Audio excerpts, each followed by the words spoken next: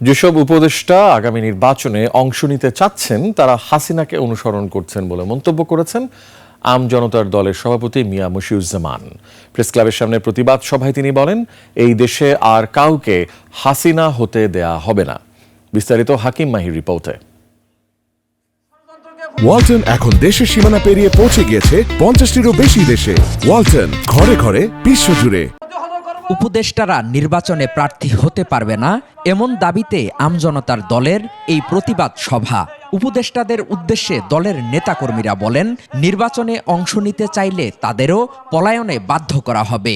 সকল উপদেষ্টাদের নির্বাচনে খায়েশ হয়েছে, তাদেরকে বাংলাদেশের মানুষ প্রতিহত করবে।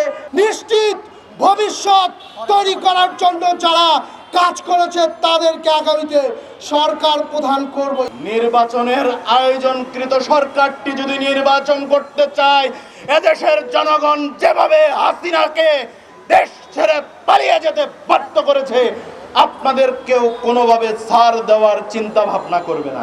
উপদেষ্টাদের হুঁশিয়ারি দিয়ে দলের সাধারণ সম্পাদক বলেন, যেসব উপদেষ্টা নির্বাচনে অংশ নিতে চান তাদের বাবারা এলাকায় মাস্তানি করেন।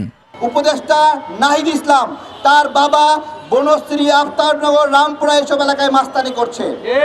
নব্য মাস্তান। আগে আমরা শুনতাম যে বাপে হলো এমপি, বেটাই মাস্তানি করে।